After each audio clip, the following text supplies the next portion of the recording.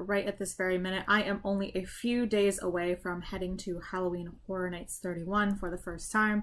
I have so much anticipation and excited energy running through me right now, and I don't know how to channel that other than to sit down and make a horror related video. If you have seen my anticipation list for which houses I'm most excited for, then you already know that my number one most anticipated house for Halloween Horror Nights 31 is Legends Collide, where we're going to see the Universal monsters, the Mummy, Dracula, and the Wolfman battling it out. Horror Nights has already opened. I have not been yet.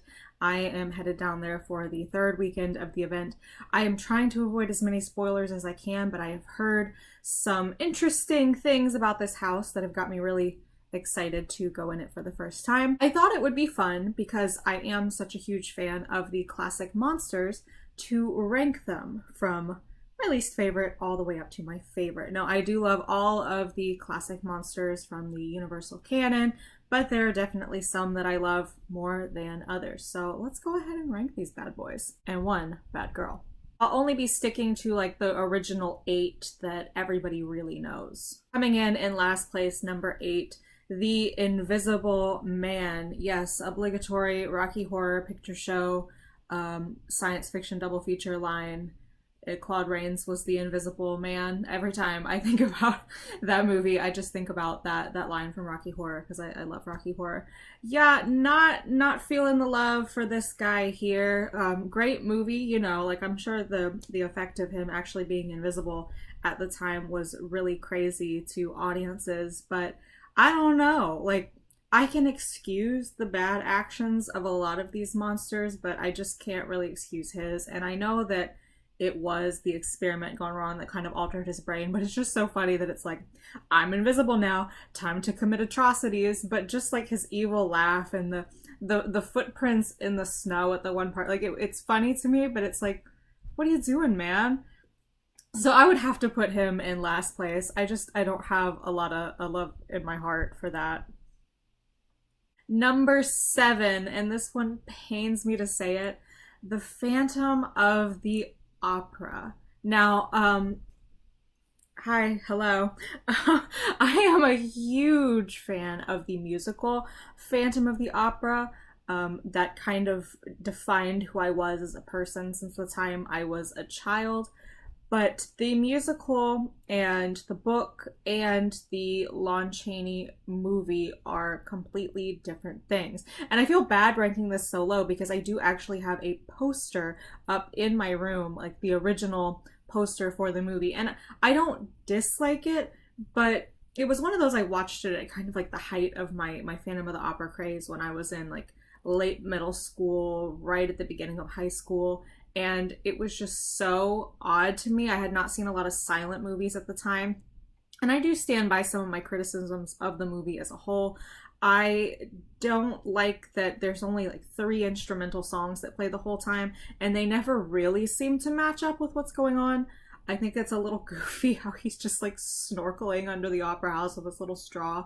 And I get it. The makeup, it's phenomenal. Like Lon Chaney was so committed to really any role that he threw himself into. And I think he's great in it, but I just don't love it as a movie. I don't like the ending. Like, and again, I've read the book. I have an appreciation for the book, but I am definitely more a fan of the musical. Yes, I am musical theater trash. And while I have big respect for the movie for its place in Universal history, it's just not one that I would put in my top. So I love you, Phantom, with all of my heart. Yes, he watches over me all the time. Yes, I have a little chandelier here because it matches. Like, I'm telling you, like the Phantom obsession runs deep for me, but I just don't feel it for the movie as well. I'm sorry. Number 6. Now we're kind of getting more into the neck and neck area of the ranking, but I had to put Dracula here. I love the story of Dracula. I have the book, of course. I really enjoy it, but I've never been a big Dracula girl. I think I like a lot of vampire media. I think it's really interesting, but he's just not my number one. I think Bela Lugosi is fantastic in the role. I've seen a lot of different adaptations of Dracula. My mom's personal favorite is the one with Frank Langella. I like that one a lot too. If I had to pick my favorite Dracula, and I only actually saw this for the first time last year because my dad is a huge fan of this one. He kept telling me, you need to watch it, you need to watch it. Bram Stoker's Dracula, the one with Gary Oldman, Winona Ryder, Keanu Reeves, Anthony Hopkins. That's the one I like the most because it is so over-the-top camp. And I love that, like, they use some practical effects in it. I think it's really, like, it is kind of insane. It's just kind of like a weird movie, but for my money, it's my favorite Dracula adaptation. But I do like the original. And one of my favorite things about the original is like the armadillo scurrying around, because I guess, I don't know if this is like movie myth or not. People weren't as familiar with armadillos all over the world. So it was like, ooh, let's put this spooky creature in the crypt here. I think that for me, the performance of Renfield is the one that stands out in this movie more so than Dracula. I think that that's like the part that I really liked most in the movie. So yeah, the standout performance for me is Dwight Frye as Renfield, who we also see in a couple of the other classics. He's in The Bride of Frankenstein as well, and of course he's in Frankenstein as Fritz.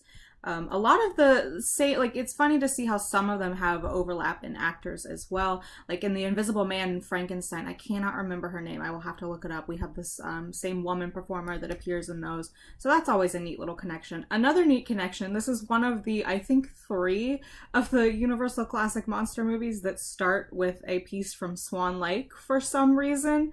That, to me, is kind of a standout. I went and saw the ballet Swan Lake several years ago, and it's like, oh, are we about to watch a classic horror movie here? Yeah, I do love Dracula. He's just not my number one.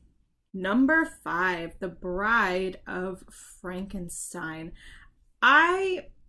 In watching this for the first time, I was a little disappointed that she's in the movie so little, which is why I really enjoyed The House from Horror Nights and Halloween Horror Nights 30, that she really got her moment to shine. When I went on the Unmasking the Horror tour, they gave us kind of the full rundown of the storyline, how it picks up right at the end of The Bride of Frankenstein when he decides we don't deserve to be alive.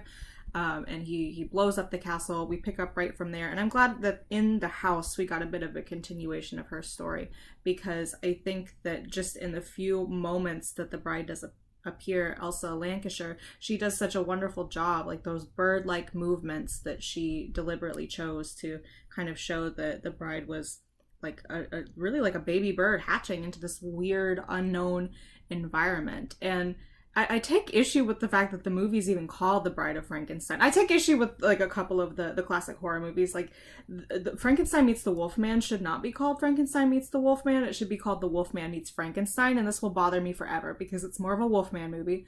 But I digress. I just feel like, it was probably an advertising tactic back then. Like, oh, now the monster has a mate.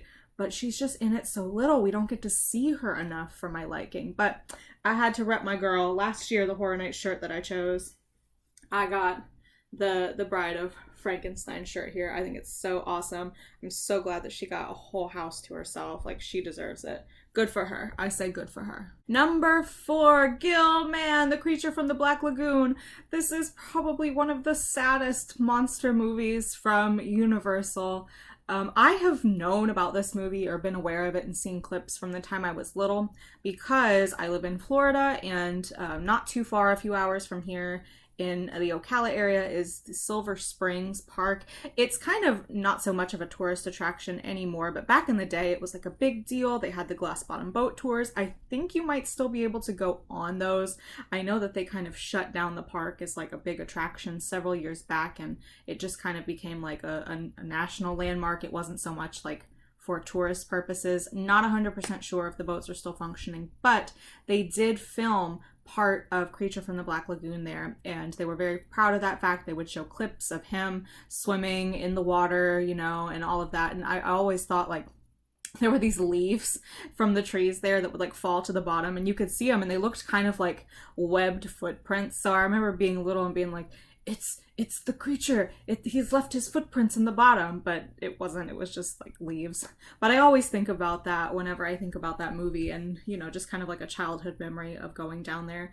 But this one is so, like, I feel for him. He's one of the ones that's like, oh, he just wants love. He doesn't understand. And everybody screams when they look at him and they're so afraid of him. And I just think he's precious. I don't know. And when I went in the Universal Monsters house a few years at Horror Nights, he like waved at me with his little gill. And I'm like, I love you. I think you're worthy of love.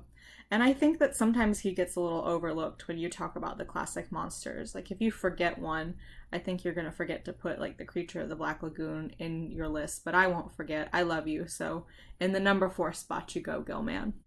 Number 3, The Monster. We're talking about Frankenstein's monster. Really kind of the most iconic image when you think of the Universal Classic Monsters. It's just, like, that face, and I am so completely like head over heels in love with Boris Karloff as a performer. I think like he is just amazing. He is my favorite actor. If I was asked who is your favorite actor, I would say Boris. I think he's fantastic, and there hasn't been a movie I've seen of his where he just hasn't poured 100% of himself into it. So much so that in filming one of the Frankenstein movies, he sustained a pretty bad back injury that would stay with him for the rest of his life. But he had such love for the monster. And I was watching, it's on Amazon, a little documentary about him. It's called The Man Behind the Monster. And just, you know, hearing about his process and all of that, it's just, you can't help but feel love for the monster as well, just like I do for the Creature from the Black Lagoon. He took something that could have been just kind of a stereotypical like creature performance, and he really put like heart and longing to feel human and that longing for connection into his performance. And it really is quite tragic. It's not just like, here's this heartless killing being. You know, you see that he doesn't understand. Like when he kills the little girl, when he kills Maria, like he wasn't doing it maliciously. And I think, you know, in the wrong hands, this whole movie could have gone an entirely different way. But I think because Boris felt love for the monster, it really shined and it came through on screen. And everybody, like, it's so, the legacy of this movie is so long lasting that all these years later, we're still talking about it, like nearly 100 years later, and we're still like thinking about really just all of these monsters, but Frankenstein in particular is really the one that I think has like stuck out in pop culture. Number 2, The Wolfman. This might come as a surprise to some people that have heard me discuss my pretty humongous fear of wolves and werewolves, but man, oh man, do I love Lawrence Larry, Mr. Talbot. It's entirely because of Lon Chaney Jr.'s performance. Those sad eyes. Oh my God. Like the first time I watched it, I was like, oh, I do feel for you. I have sympathy for you. You didn't ask for this. Lon Chaney Jr., come on. Those sad eyes. I can't. The first time I watched it, I'm like, oh, but maybe I do love you, Mr. Wolfman. And they had it at Target and I had to get it. Oh my God. So they have these action figures and the front is the cover. I want to open it so bad, but I can't.